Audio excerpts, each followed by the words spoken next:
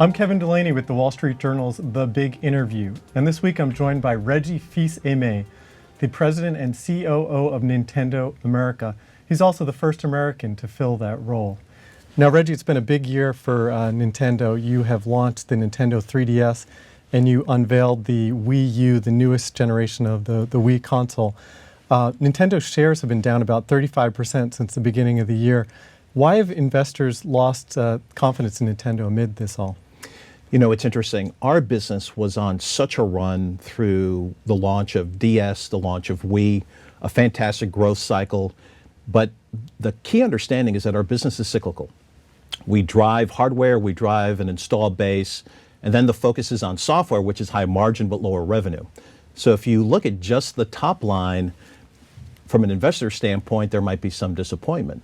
As we gear up for this next cycle, really our role is to drive the install base, as you said, of 3DS, of the new Wii U that'll come out next year, and start the cycle all over again. That's what we're looking to do. So you recently unveiled the Wii U. The share price is down about 15% since then. What are investors missing? What are people missing? Are there any misunderstandings about the Wii U or the importance of it to your business? I think what happened is that there were two different stories being told, if you will. At E3, where we unveiled the Wii U, I spoke to quite a number of investors. They're very excited. They see the potential. And for them, as they saw the stock price come down, they saw it as a buying opportunity. Markets outside the US, which didn't see the full picture, maybe were expecting more details, launch date, launch price, which we're just not ready to unveil yet. Maybe that's what caused some disappointment. But from our perspective, we really can't overly focus on the share price. What we've got to focus on is satisfying the consumer, driving the innovation in the category, and then driving the business back on this secondary growth cycle. Launch date and launch price, you've said 2012 and not specified the price. Is that correct? That's correct. We've said 2012 between April and December, and the price point will be unveiled at a later date, and that's when we'll talk about launch titles and all of the details around how we're going to make Wii U even bigger than we made the Wii. I want to step back a little bit to the landscape, and this is something that some analyst investors have been asking about. I think one of the questions they ask is mobile phones, games on social networks like Facebook. In theory, with some of the games on iPhones, which are relatively at low price points, people have a game machine in their pockets. There's some concern that they might not be willing to spend for either a portable game machine or a full game console, having done that. Is that a concern that you share? You know, the issue from our perspective isn't low-price games per se. Our biggest challenge is competing for time. A consumer has a limited amount of time every day. What we need to do is offer a compelling experience, something that they are willing to invest their precious time in. And yes, in our business, that might be a $5 game, a $20 game, a $40 game. But Nintendo's got this fantastic group of franchises, Mario, Donkey Kong, Zelda. And if we create great games, we think we'll get the consumer to invest both their time and their money. On the price question, do you think that the prices need to come down for Nintendo games, given what we've seen over the last few years with incredibly popular casual games that are either free or $2.99, $4.99? You know, I really don't believe so. And let me give you a real example. So we launched a set of new Pokemon games. These are games that retail for about $35. We've sold to date over 3.5 million copies in a very compacted period of time over the course of about 4 months. So that's just one example where it's not about the price point. It's about the value equation, and it's about giving a consumer a great experience. What is the price point on those again? Those are $35 games. $35 games, okay. So the question of one of the core questions I think that investors and shareholders have around the Wii U is whether you can continue to reach the less hardcore gamers. So you have your core gamers who have been around for years. One of the really successful things that the Wii did was it reached a broader audience of people who didn't think of themselves as gamers. And I think there's some concerns that Nintendo's going to be able to pull that off again. In your view, what are the ingredients of the Wii U and your current strategy that'll allow that to happen? What we did with the Wii to bring new consumers into the category is we created an interface that was pick up and play, and we created games that played off of that interface to get more and more consumers jumping in. We showed an example of a golf game where literally the Wii U controller is simulating a ball, whether it's in the rough, in sand, or on a putting green, and then using a Wii remote to hit it. And based on where the ball is sitting, there's a different resistance, there's a different sound. We shared this, and I have parents, I have children, I've got a number of consumers who are reaching out to us saying, when can we get this type of experience? To me, what this represents, Kevin, is that if we do something innovative, if we do something unique, and if we hold to the principles of pick up and play and mass market, we will absolutely pick up all of those consumers who gravitated to Wii, plus with the high definition graphics, we'll pick up all of the other games that maybe have been successful on competitive platforms. And that's how we make Wii U an even bigger proposition than what we've done for Wii. Do you have any sense of the casual or the non-core gamers that you attracted with the Wii? Do you have any research or any sense of how many of them went beyond buying the game and playing golf or one of the simple games for a period of a few months? Are they engaged with the consoles over time? They absolutely are.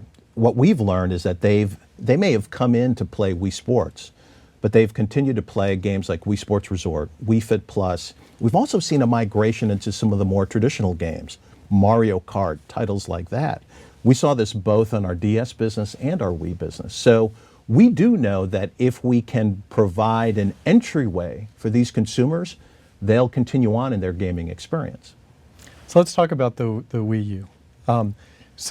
Can you tell us how it's different from the current Wii? So there's high definition. There's also a new controller. Go beyond, maybe you can explain beyond that. So let's start with the fact that it is a much more powerful machine, so it can show high definition graphics. It's also going to be a machine with a very robust online experience. We view those as, if you will, new price of entry elements in the gaming environment today. Beyond that, the real innovation is in the controller. The controller has a 6.2-inch screen that will allow you to have experiences not just on your big screen TV in your home, but on this secondary experience. Think of it as a 10-foot experience and a 1-foot experience. And what we've shown are games that leverage these two screens to be experiences that you've never had before. So for us, that's the big innovation. New types of experiences leveraging two screens, things that take the gaming experience truly right into your room that have just never been experienced before. And I haven't seen it, but one question I have about the controller and the game experience is whether it remains simple.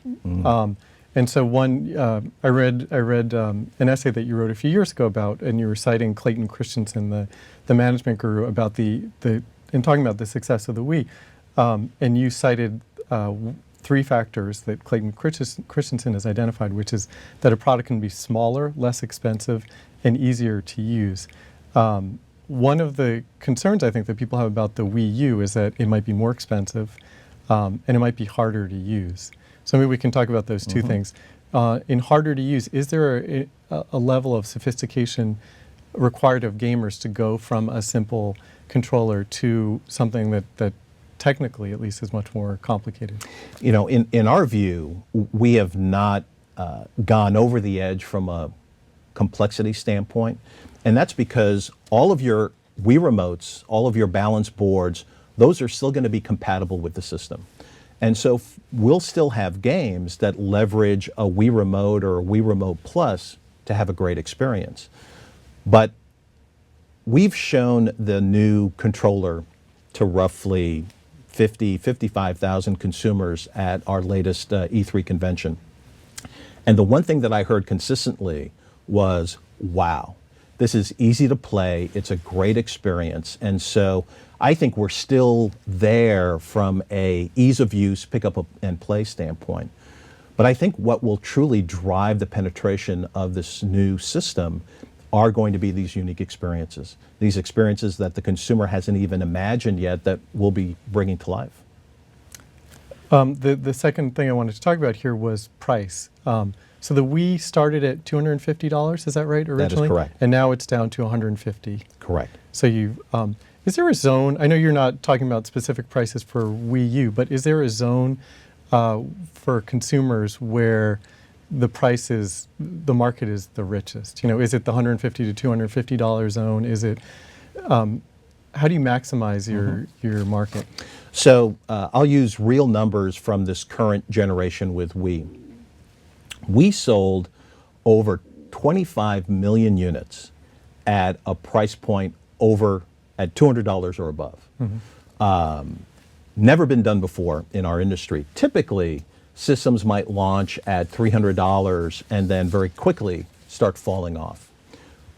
Our philosophy is to launch a system at a price point that we want to maintain for an extended period of time. And so when we launch Wii U, what we'll do is we'll identify a price point that we think we can get 25, 30 million units sold, and ideally look to stay at that for quite some time. We think that gives the consumer the best value. That helps consumers understand that, boy, I ought to buy in today versus wait for the future when the price might drop. And from our perspective, it really helps us manage our production, manage our inventory situation, manage our suppliers. How long, do you remember how long you kept the Wii at the original price? We kept the Wii at the original price, I want to say, for a good 3 years. And again, part of it was during that time frame, we couldn't keep the product in stock. So it absolutely made no sense to change the price. But even when we began adjusting the value, as you identified, we've only gone from $250 to $150. You know, that's essentially 3 different steps, $50 increments. And from a consumer standpoint, the pace has still been strong. As a consumer, price seems like a pretty big lever that you have to actually, from inside the company, does it feel like one of the most critical decisions you can make around an introduction, where you set the price and try and hold it? Well, again, I would modify your statement to say it's critical that we set the right value. You know, when we look back at the Wii, yes, a $250 price point was key, but also the pack-in of Wii Sports was a critical decision. It gave the consumer something to play right out of the box. It gave the consumer a fantastic range of experiences. So for the launch of Wii U, similarly, yes, we'll look at price, but we'll also look at what are the experiences, what is it that the consumer will get when they buy, and make sure that that's really compelling. Online gaming, you said, is one of the main new features that you're expanding, I guess, with Wii U. Can you tell us a little bit more about what direction you're taking that in? Sure. As we've talked to our publishing partners, so these are companies like EA and Ubisoft, Activision, one of the things that we've heard is that there are things that they want to do in an online environment that to date they've not been able to bring to the marketplace. They're asking for flexibility. They're asking for a partner that will allow them to bring their best ideas into the marketplace. That's going to be our strategy. So we will work with all of the various publishers to identify what is it that they do best, couple that with what Nintendo does best, and frame that within a rich online environment for consumers. So whether that's matchmaking, whether that's social networking, whatever it is that each of these publishers really want to embed in their games is what we're looking to provide. And the difference from today is that online will be more of a core platform for experiences within the games? I would say that there's 2 fundamental differences. First, from an industry perspective, our approach will be a lot more flexible than what you see today. Today, other console holders have a much more fixed or rigid approach to how they do online. Ours will be more flexible. The other difference, more from a Nintendo perspective, is that the experience will be much more robust. The range of activities you will be able to do will be much broader than what we do today. And people today are using their Wii consoles for things like news and watching movies. Do you intend to support that even more, or push even more in that direction of entertainment, non-game entertainment, news, e-commerce with the new console and this platform? Our vision when we create systems is to get the consumer to touch it every day. We're looking to do that with 3DS now. Excuse me, we're looking to do that with Wii U in the future. What those experiences are, we're still defining, but the goal is touch it every day, engage with it every day. Because if we do that, that builds value, that builds an opportunity for the consumer to transact more business with us, whether it's for packaged goods or digital goods. That's the end game. So touch it every day. And does it have any specific implications in terms of people watching movies or video? Or? Well, what it means is that we'll look to provide a wide range of different entertainment experiences to drive that interaction. Today, for example, we have Netflix on the Wii. That's certainly driving consumers to engage with the product on a much more regular basis than if all we did were to support video games, for example. Sony has struggled with the hacking incidents around its online network. Has that changed your approach at all? You know, it hasn't, in that from a Nintendo perspective, we greatly value the trust that consumers give us in sharing their personal information. We hold that very dear. We constantly test ourselves. We are always looking to make sure that the information is safe.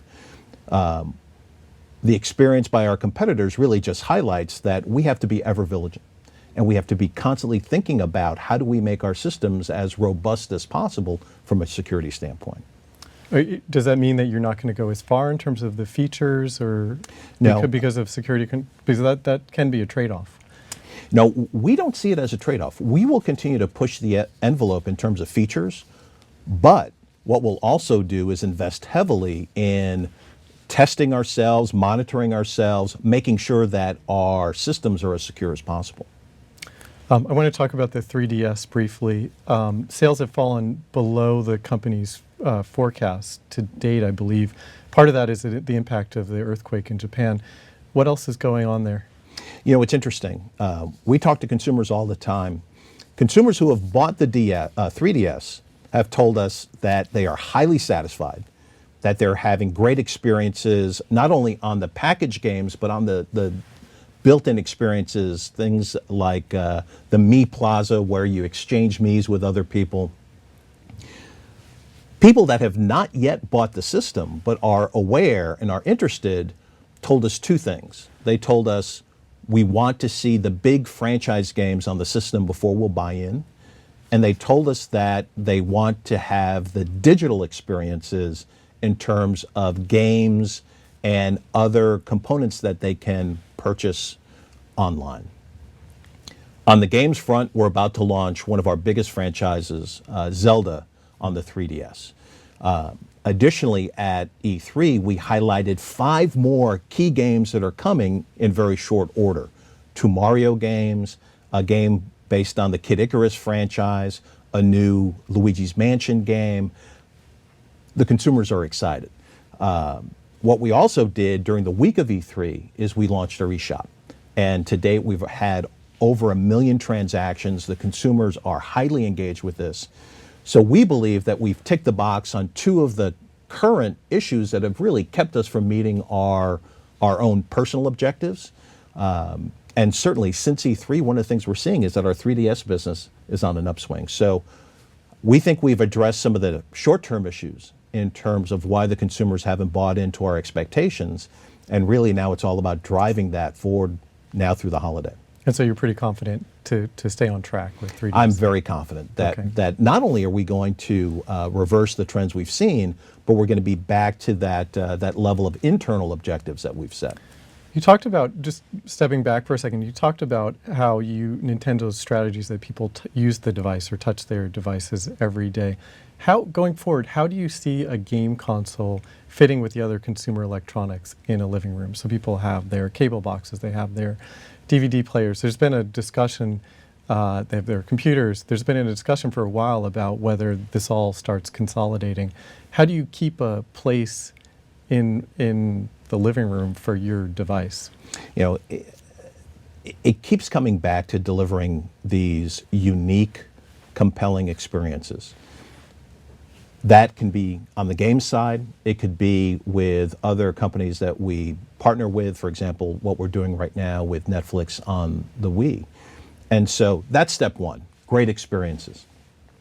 I think for Nintendo, there's another opportunity, and that's as a brand, we're extremely trusted by our consumers. We've got a wide consumer base. So I think we have an opportunity to create tailored experiences for our consumers. To the extent we see that they're playing a certain type of game, being able to suggest similar types of games from a digital standpoint, seeing that they're potentially watching a certain type of movie, suggesting another similar type of experience, I think we can play a much larger role in helping the consumer wade through all of these entertainment choices to make the right choices for them. I think that's how we can get the consumer to touch our device every day. Before we close, I want to ask you, you're somewhat legendary in the gaming community for your first E3 press conference for Nintendo, where you stood up and introduced yourself. So maybe you could indulge us here and give us that again with all the original emotion. With all the original emotion.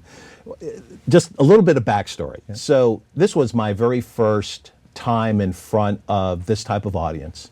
Really, people didn't know much about me other than my employment history, working on really fighter brands and brands that were going through reinvention. And I brought my personality into the presentation and essentially said, my name is Reggie. I'm about kicking ass and taking names, and we're, meaning Nintendo, about making games. And the crowd erupted. It was a fun experience, but more than the words. Yeah. Really what I think it captured was, for me as an executive, a very competitive individual, someone who really wants to drive the business forward. And luckily for us, we had the products. That was the year we announced the original DS, a number of great software titles. We've had the products since then, back in 2004, to have a pretty great run. Good. Well, thank you, Reggie. Thank you so much.